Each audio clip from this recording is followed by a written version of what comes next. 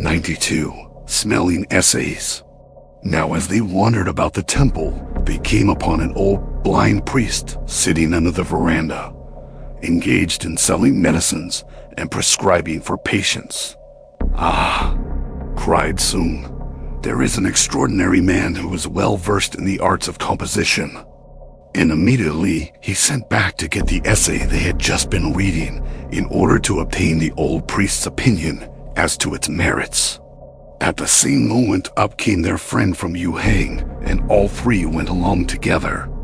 Wang began by addressing him as Professor, whereupon the priest, who thought the stranger had come to consult him as a doctor, inquired what might be the disease from which he was suffering.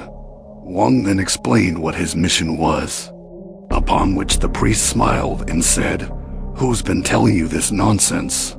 How can a man with no eyes discuss with you the merits of your compositions?" Wang replied by asking him to let his ears do duty for his eyes. But the priest answered that he would hardly have patience to sit out Wang's 3 sections, amounting perhaps to some 2,000 and more words. "However," added he, "if you like to burn it, I'll try what I can do with my nose." Wang complied and burnt the first section there and then. And the old priest, snuffing up the smoke, declared that it wasn't such a bad effort and finally gave it as his opinion that Wang would probably succeed at the examination.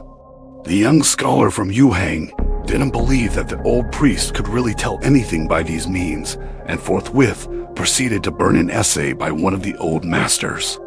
But the priest no sooner smelt the smoke than he cried out, "Beautiful indeed, beautiful indeed.